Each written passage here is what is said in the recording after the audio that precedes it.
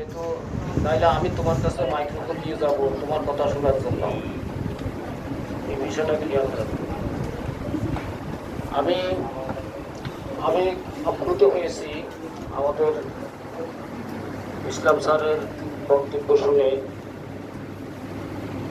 আমি আমি মুক্ত স্যার, আপনার বক্তব্যে আপনার আপনার প্রতি আমার শ্রদ্ধা, ভালোবাসা, আন্তরিকতা সব কিছু আছে।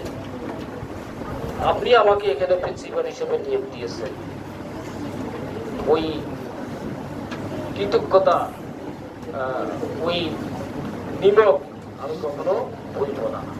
আপনাকে মনে রেখেছি এবং আপনার জন্য দোয়া করি, স্মরণ রাখি। প্রেক্ষাপট বুঝতেই পারতেছেন, দীর্ঘ 17 বছর আমরা ছিলাম নির্যাতিত, নিপীড়িত, অবহেলিত। কত রাত্র ঘুমিয়েছি নিজের ঘরের বাইরে, তার কোনো হিসাব নাই। এই এতিমখানায় ঘুমিয়েছি, এই মাদ্রাসায় দোতলার নিচের ওই রুমে ঘুমিয়েছি, কত ফালিয়েছি। আমাদের অধিকাংশ শিক্ষক ছিলেন জেলে বন্দী। এমন এক কারাগার থেকে আমরা বাইর হয়ে এসেছি। 17টি বছর এই মাদ্রাসায় কোনো উন্নয়নের ছোঁয়া দেখি। ধীরে ধীরে একেবারে বিন্দু থেকে প্রতিষ্ঠিত হয়ে এই মাদ্রাসা কামিল পর্যায়ে উপনীত হওয়ার জন্য এই তাফাজ্জল ভাই আজকে তোমরা যাকে দেখতে পাচ্ছ, সেই মাদ্রাসা বোর্ডের চেয়ারম্যানের সাথে ওই ইন্সপেকশনের সময় মাঠ দিয়ে যে হাঁটেন, আজও আমার সেই দৃশ্য মনে আছে। মাদ্রাসা বোর্ডের চেয়ারম্যানের সাথে সাথে হাঁটতেছেন সেই 2005 সালে 2005 সালে আমরা কামেলের অনুমতি পেয়েছি। 4 সালের পরীক্ষার্থীতে 5 সালে প্রথম পেয়েছি আমরা কামেল পরীক্ষা দিয়েছি এই মাদ্রাসা থেকে। আমাদের জাহাঙ্গীর আমার ভাগিনা, আশা করি এই দূরত্ব কমে যাবে। এই জন্যই আমরা ওই যে কথাটা বলতে কি, আমাদের এই গ্রাম বলতে কি আমাদেরই মাদ্রাসা,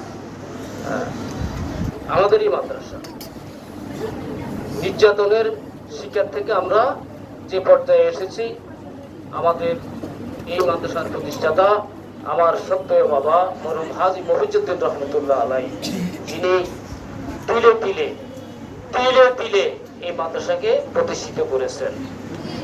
আজকে যারা নবাগত শিক্ষক আছেন, আমি প্রত্যেককেই নিয়োগ দেওয়ার সময় আমি ওনার জীবনী বইটা আপনাদের হাতে দিয়েছি। দয়া করে বইটা পড়বেন।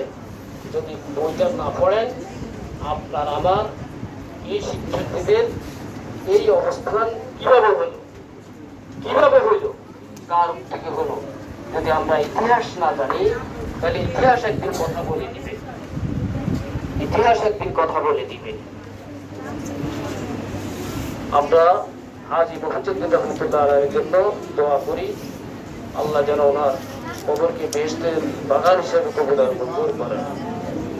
মাদ্রাসার সামনে এখানে শুয়ে আছেন আমার মা, আমার স্ত্রী, আমার ভাই, আমাদের অনেকের আত্মীয় স্বজন, এবং যার অনুপ্রেরণায় এই মাদ্রাসা করেছেন যে হাজী নজিমউদ্দিন, আমার জেঠা, আমার বাবার বড় ভাই, সবাই মাদ্রাসার সামনে শুয়ে আছে। ওই যে স্যারে ওই বৈঠকে ছিলেন মনে হয় আমাদের ওই যে মাদ্রাসার পিছনে কাছারিতে, আমাদের শিক্ষকরা সহকারে এক দল গেছিলেন। বাবাকে জিজ্ঞেস করতেছেন যে আপনি মারা যাবেন, তখন ওনার অসুস্থতা বেশি, আপনি মারা গেলে আপনাকে কোথায় দাফন করা হবে? উনি বলেছিলেন যে আমাকে তোমরা এমন ভাবে দাফন করবা যাতে মাদ্রাসার ছাত্র শিক্ষকরা আমার কবরের উপর দিয়া যাতায়াত করে, আমার পুকুরের উপর দিয়া যাতায়াত করে।